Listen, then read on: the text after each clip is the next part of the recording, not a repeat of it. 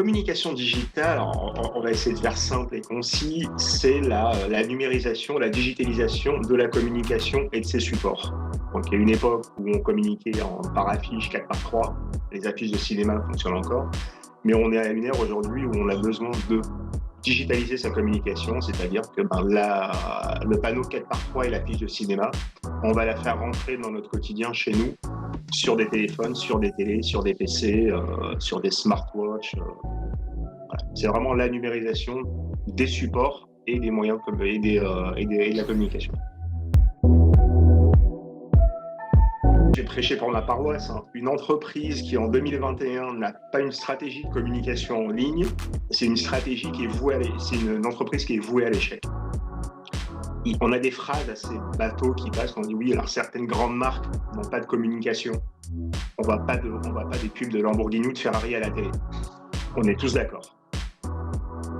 Ils ont des clubs par application qui fonctionnent comme un groupe Facebook, avec de l'actu, des membres, des likes, des commentaires. Donc même eux ont communiqué. Donc ils ont créé une communauté. Donc en 2021, une entreprise qui n'a pas de communication digitale, je vois pas. Alors, ça dépend son secteur d'activité, mais elle va pouvoir le faire. Elle va pouvoir le faire. Aujourd'hui, nous, on va avoir un projet sur une soirée d'innovation à Lisbonne. Le support de communication, ça va être une animation en 3D. Clairement, ça va être notre carte de visite. Donc aujourd'hui, une entreprise peut communiquer exclusivement au digital. Ça ne veut pas dire qu'elle doit couper tout contact avec ses clients en présentiel, mais non, aujourd'hui, une entreprise peut communiquer exclusivement. Ses axes de communication peuvent être uniquement digitaux, c'est pas un souci. Du moins à mes yeux. Aujourd'hui, on communique énormément au sein d'une communauté. Voilà. C'est une communauté, donc ça va être principalement des réseaux sociaux, dans un premier temps. Parce qu'on a identifié notre communauté, en fait, et c'est on échange, on partage avec elle. On prend de ses nouvelles et on lui donne de nos nouvelles aussi. Après, ça va être un site internet. Du site vitrine au e-commerce, ça reste un canal d'acquisition. Je crée une landing page, un tunnel de vente, c'est pour attirer l'œil et attirer le client à un moment donné. Ou sinon, si ma marque est établie, un site e-commerce, le client arrive sur mon site, achète et repart. Donc ça va être aussi un axe de communication. Après, un troisième, ça peut être, on va rester dans le monde du digital, du numérique, du digital, ça peut être un podcast, ça peut être un moyen de communication. On chope énormément de leads à travers un podcast. Voilà. Parce que les gens, on a l'impression de discuter avec un ami et ça va automatiquement venir déclencher une idée qu'on n'aurait peut-être pas eue face à un écran ou face à un texte, aussi bien écrit soit-il. Une bonne pub, ça ne doit pas être une pub. Je m'explique. Il n'y a pas longtemps, on a sorti une vidéo avec Laure, qu'on surnomme qui s'appelle la libellule du web sur Instagram, ou sur en fait le séquençage d'une communication sur Internet. Si on vend que du produit, ça va être génial parce qu'on va répondre à une problématique à l'instant T. Mais le problème, c'est que moi, mon jean ou ma paire de baskets, j'ai pas besoin de 7 paires de baskets par semaine. Voilà. Donc, lorsque je vais aller sur le compte Instagram d'une marque, la page Facebook, le site d'une marque, j'ai besoin d'acheter mon produit, mais aussi d'avoir de l'actualité. Donc, je pense que le bon séquençage, ça va être je me présente, ça c'est extrêmement important. Je me présente, je parle de la boîte, de l'entreprise, de mes services, des produits. Et la dernière étape, c'est surtout montrer ce qu'on a apporté au client. Donc, c'est vraiment un mélange de tout. C'est-à-dire du pro, du perso et surtout contextualiser.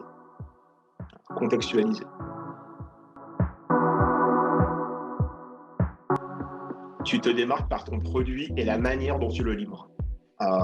Nous, on est dans un secteur où on fait du social media et de la post-production de vidéos publicitaires. On secoue un arbre, il y a 25 boîtes qui font ça, qui tombent. Ça va être qu'est-ce qu'on apporte de plus. Donc là où il faut se différencier, ça va être sur le produit lui-même, apporter quelque chose que les autres ne savent pas faire, ce qui est possible. Alors, il y a des choses que les autres ne savent pas faire, il y a des choses que les autres savent faire et que nous, on ne sait pas faire. Voilà. Donc après, ça peut même donner une complémentarité, la naissance à une collaboration. Et ça va être la manière dont je le livre. Voilà. Il y a des très bonnes boîtes que je connais qui vous signent le 1er du mois, vous livrent le 30 et vous avez 29 jours de vie. Vous ne savez pas où ils sont. C'est un no-man's total. Ce qu'il faut, c'est garder le contact pour se différencier. Nous, c'est comme ça qu'on le fait. On a plusieurs rendez-vous avant la signature. Lorsqu'on signe, on sait pourquoi on signe. On va quand même aller voir le client, que ce soit en Zoom ou en présentiel, on peut le faire. Et puis en fait, on garde une régularité dans nos échanges. Le client sait en permanence où on en est. C'est ce que j'allais citer. Distribuer des flyers, tu vas distribuer 50 000 flyers, tu vas toucher 50 000 foyers potentiels à un prix qui peut être exorbitant. Pour le même prix, voire même moins cher, tu vas toucher des gens à l'autre bout du monde, c'est des gens que tu ignorais.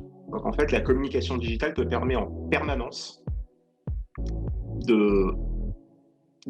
d'asseoir ton audience, de la faire croître et surtout de donner l'opportunité d'aller voir ce qui se passe ailleurs. Distribuer des flyers dans ma rue, ça va être sympa, je vais choper en client toute ma rue, si je suis vraiment bon commercial. Par contre, depuis mon écran, je peux choper mon client qui va me faire mon chiffre d'affaires de l'année à l'autre bout du monde. Donc, la communication digitale permet en fait d'avoir une force de frappe démultipliée et d'aller sur des marchés qu'on n'espérait même pas atteindre. C'est une boîte qui se lance aujourd'hui ou une boîte qui se lance il y a 30 ou 40 ans. Son développement va passer par la communication digitale. Pour le même produit, alors le même contexte, même produit, son déploiement va passer par la communication digitale. Beaucoup de métiers sont nés avec le numérique. En fait, à chaque fois qu'il y a une vague, que ce soit l'agriculture, la sédentarisation, l'industrialisation, donne des nouveaux métiers. Ça en tue certains, il faut le reconnaître, mais ça en fait naître d'autres. Le coût de la communication digitale se justifie par le fait qu'en fait, c'est une communication qui n'est pas gravée dans le marbre. Même faire un flyer, faire un design en ligne pour un site web, on le change, c'est pas grave. Ça peut embêter 2-3 clients, ça peut embêter le chef d'entreprise, mais voilà, derrière, rien n'est perdu. Des agences de pub qui font...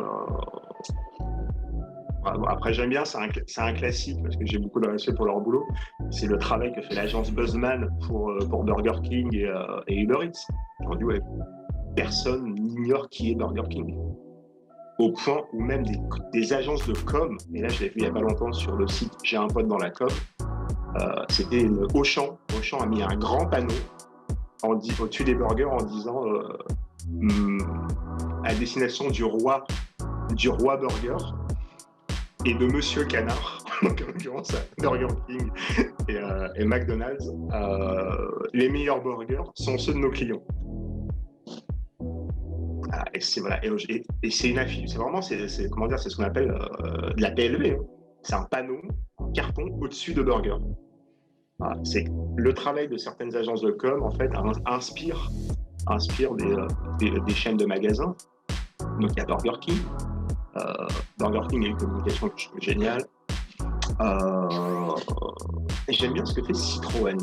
Alors pas sur les nouvelles affiches, parce que les nouvelles affiches ont été créées par Buzzman. Voilà, donc on y en fout. Mais par exemple, sur Citroën, c'est à chaque fois qu'on regarde une pub Citroën à la télé, Citroën, son principal marché, c'est l'Asie. En Asie, on aime la France, on aime le côté gourmet et luxe français. C'est en fait, on se rend compte qu'une musique sur 2 des publicités, c'est une variante de la Marseillaise.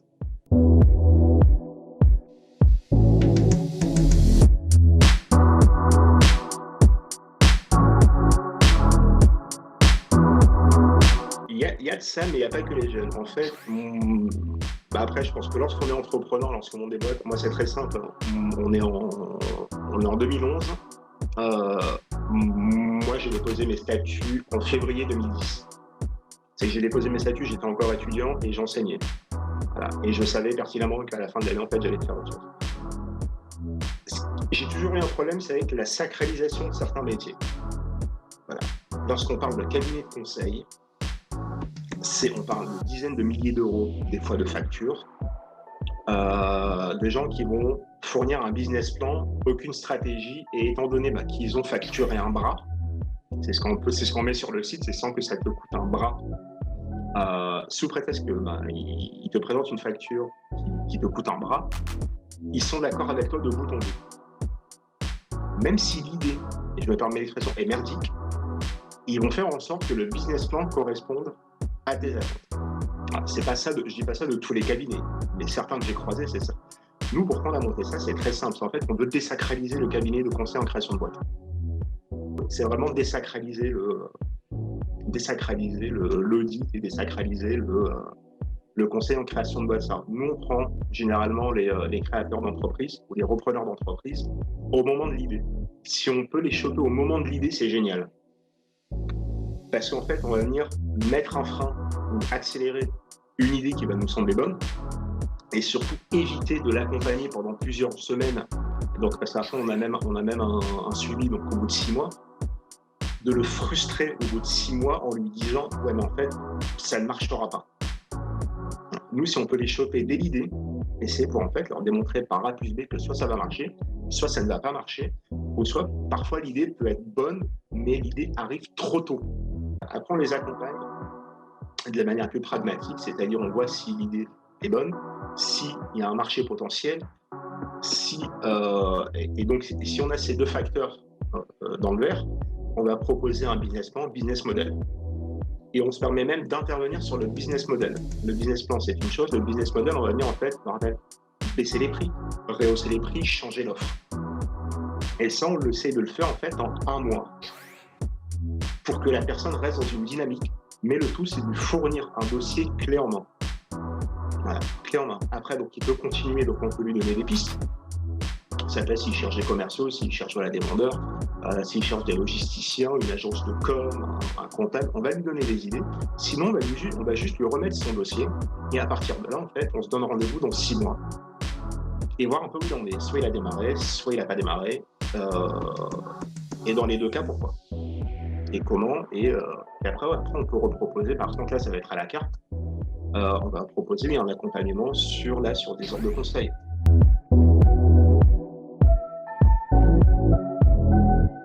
Alors aujourd'hui, il y a un mouvement, on parle du no-code.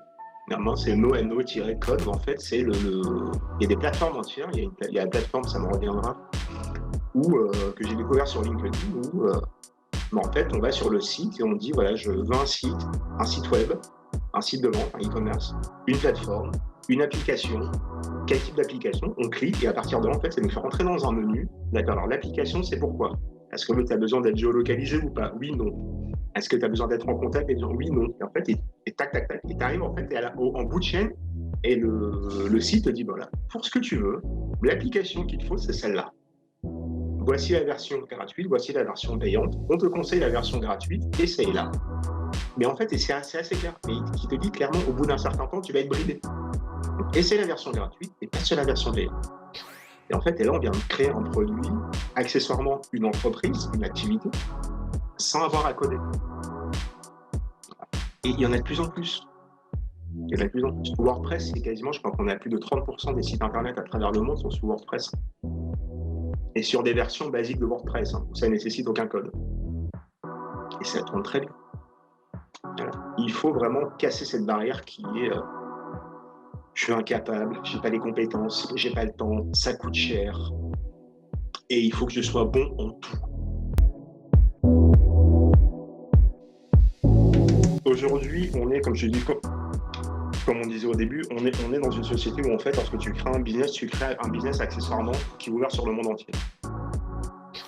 Les questions auxquelles je suis le plus souvent confronté chez les jeunes entrepreneurs, et parfois les moins jeunes, on va dire les primo-entrepreneurs, en fait, ça va être les questions de « je suis en France, ça marche très bien, du coup, je vais prendre mon modèle et je vais l'exporter ailleurs ».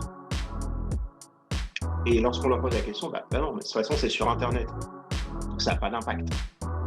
Sauf qu'une activité légale dans un pays peut être illégale dans l'autre.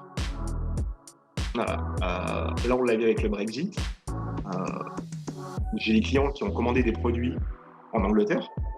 qui leur coûtaient plus ou moins 30 livres sterling. Ils les ont commandés après le Brexit. Ils se sont retrouvés à payer quasiment le double.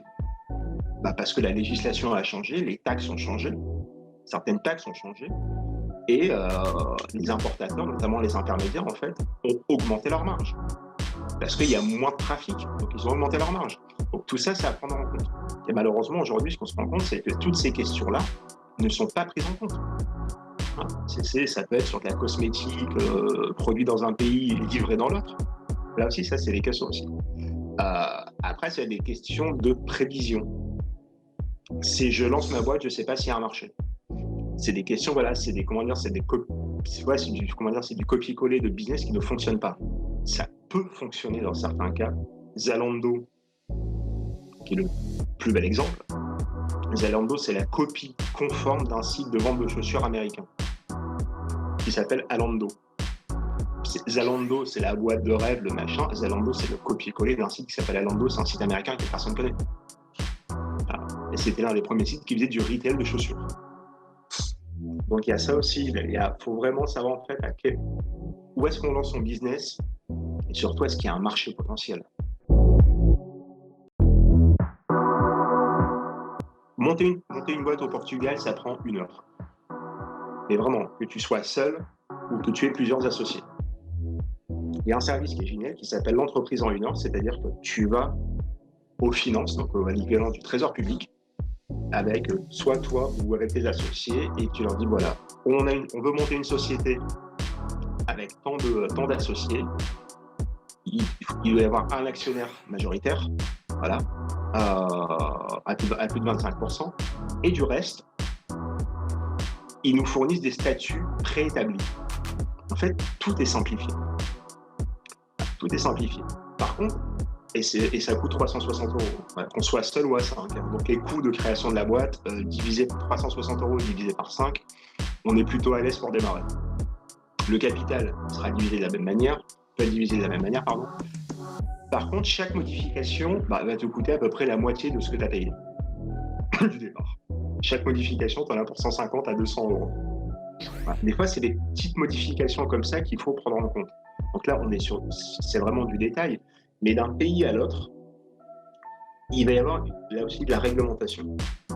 Il y a eu une mode au Portugal où si on avait une boîte dans le digital, en fait, il fallait créer une holding à Malte, payer le maximum d'impôts à Malte et avoir sa société au Portugal. Et la société au Portugal, bien sûr, était dirigée par la holding maltaise. Et avec ce montage, en fait, l'État maltais estimait que tu payais des impôts au Portugal et te remboursait tes taxes à Malte. C'est légal.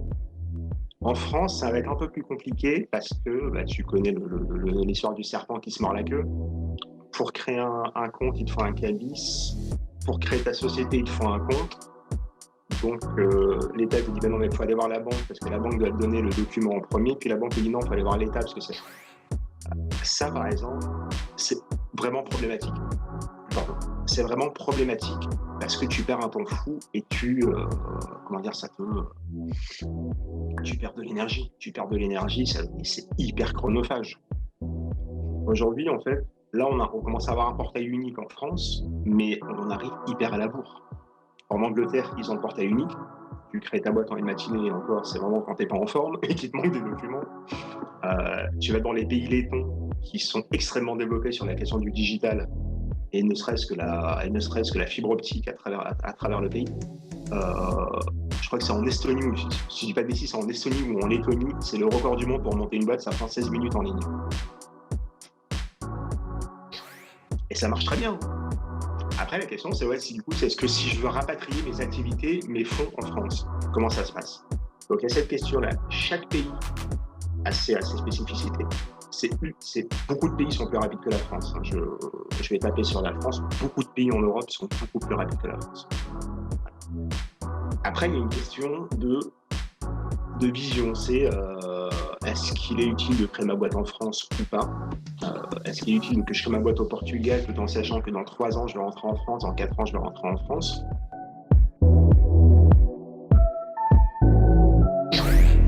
Ça, quand ça arrivait en France, j'étais à l'étranger. Je vivais pleinement à l'étranger, mais c'est vrai que le fait que le statut entrepreneur et étudiant, euh, c'est l'une des plus belles choses qui puisse arriver pour un étudiant. C'est le fait de pouvoir se lancer tout en étant étudiant, en ayant l'assurance et la garantie, en fait, parce que ça va pas me coûter très cher, qu'au niveau taxe, ça va pas me coûter cher non plus, et que si je peux arrêter, j'arrête. C'est moins lourd à démonter qu'une entreprise, ne serait-ce même une URL, pardon. Ça, c'est un avantage considérable, vraiment. Ça a mérite d'exister en France. Il faut que ça soit prôné davantage. On en entend très peu parler. Le Portugal ne va pas avoir. J'ai pas d'idée en tête, de pays en tête qui propose le même statut. Le Portugal va avoir le statut freelance parce que le Portugal attire énormément de freelance. C'est un peu comme tout. Il y a des freelances qui, eux, vont travailler réellement, je vais dire. Et puis il y a des gens qui ont le statut freelance pour avoir le statut freelance. Voilà, parce que c'est bien. Il y a des avantages considérables. Le premier, ça va être déjà, je ne suis pas taxé sur mon chiffre d'affaires de 0 à 12 000 euros. Voilà. Si je déclare, par exemple, si je suis étudiant, j'ai une activité annexe et qui m'apporte moins de 12 000 euros, en fait, je ne serai pas taxé. Donc là, c'est 12 000 euros, c'est 12 000 euros de revenus nets dans les poches. Au-delà des 12 000 euros, je suis taxé que sur 70%. Donc vraiment, en comparaison, c'est le seul pays qui me semble le plus concurrentiel par rapport à l'offre que propose la France du statut d'auto-entrepreneur et étudiant. Les autres pays, non. Les autres pays seront, de ce que je sais, comme tu l'as évoqué par rapport au podcast, en termes de création de société. Et généralement, on passe directement par des structures, on va dire en dur, des structures type SAS ou SARL. Donc là, les avantages sont moins intéressants, beaucoup moins intéressants.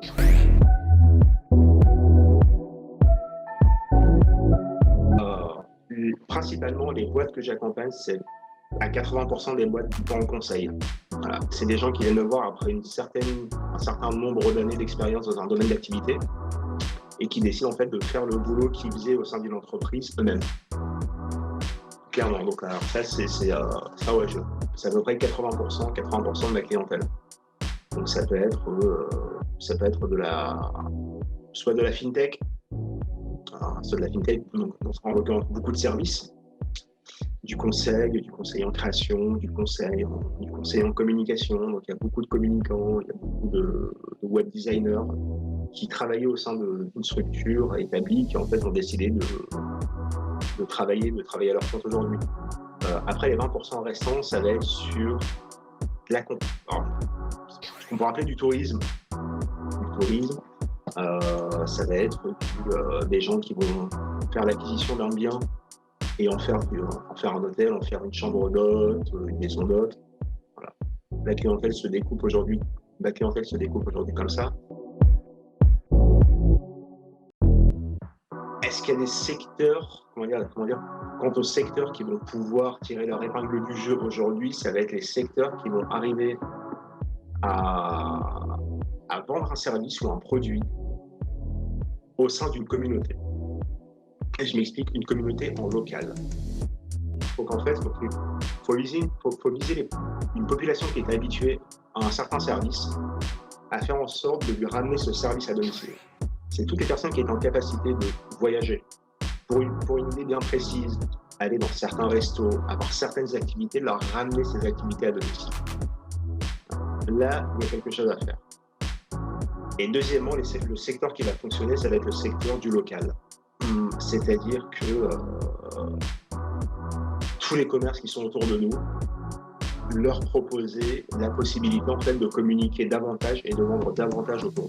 Donc ça va être vraiment consolider le local et ramener des expériences, ce qu'on appelle des expériences. Quand on va dans un restaurant étoilé, c'est pour une expérience, et ramener les expériences à domicile.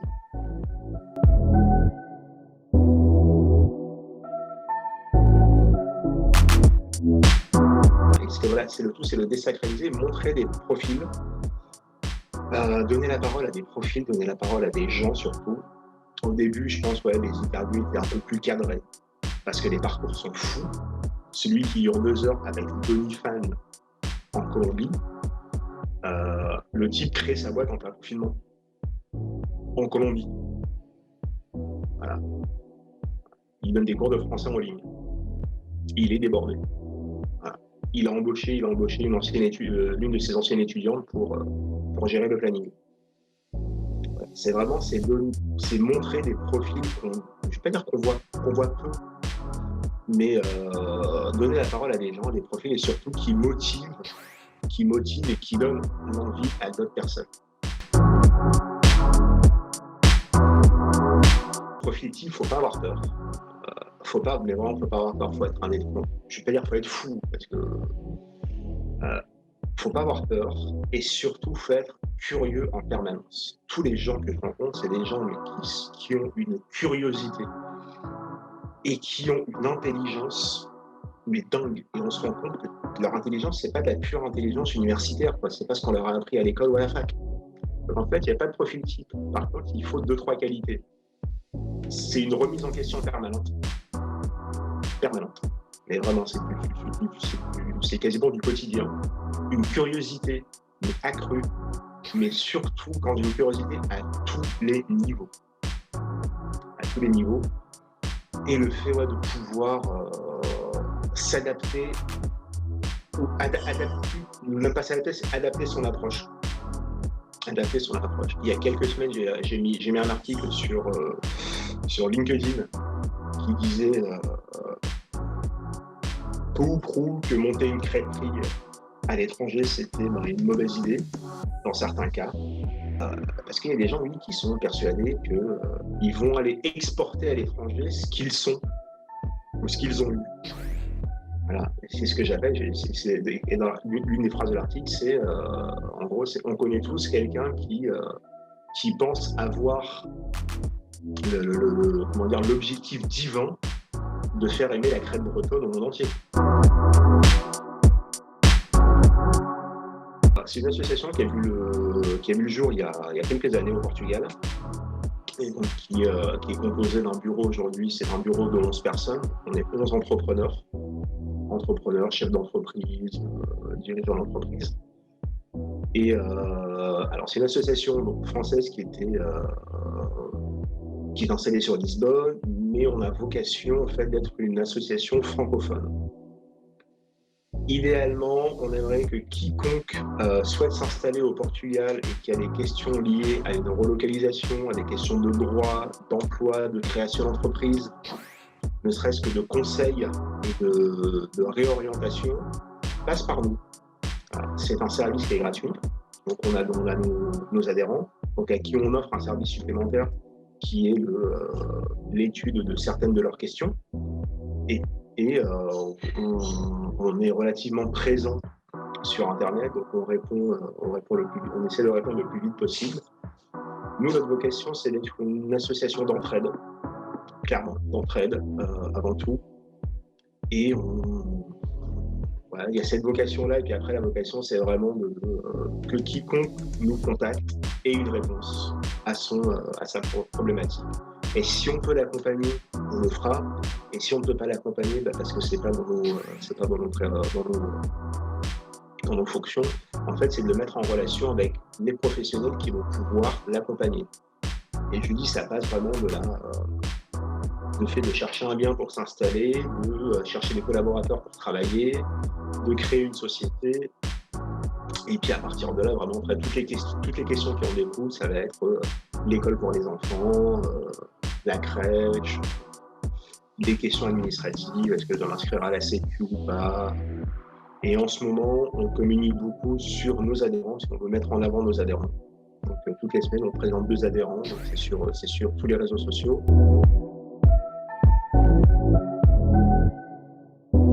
Je suis membre d'un club d'affaires à Marseille. Et en fait, on m'a proposé la direction et on m'a proposé d'intégrer l'équipe de projet pour un nouveau business club. Et au fil des discussions, on m'a proposé de prendre la direction du premier club de France qu'on ouvrira à Marseille. On fait une double ouverture Marseille et Aix-en-Provence. Un business club, alors on a toujours le modèle du BNI, donc c'est une association, un collectif d'entrepreneurs. Soit d'entrepreneurs, pareil, en fait, on est vraiment dans l'entrepreneuriat, mais pas que, c'est-à-dire, c'est soit des entrepreneurs, soit des représentants d'entreprises, et ça peut être aussi des indépendants, tout le monde est le bienvenu. Le tout, en fait, c'est de créer une synergie, de créer une communauté d'entraide. Mais là, par contre, c'est une entraide qui va être plus tournée sur le business, ça va être du conseil. Moi, dans la communication digitale et dans l'accompagnement à la création d'entreprise, je vais mettre à contribution mes connaissances et mes contacts pour répondre à la problématique, aux besoins de quelqu'un. Voilà. Et si demain j'ai besoin d'un expert comptable, je vais aller dans ces cas-là, taper à la porte d'un membre du club et discuter avec lui, savoir quel professionnel il peut me recommander ou quel service lui peut me proposer. Donc au sein de Résonance, nous on voit la chose de manière un peu plus grande, c'est-à-dire qu'on va avoir des réunions entre nous, on va avoir aussi par contre des événements nationaux, donc là où tous les clubs vont se rencontrer, et on va avoir ce qu'on appelle des réunions en interclub. Et toujours là aussi, en fait, dans un souci de partager des connaissances, partager du conseil et partager en fait du business.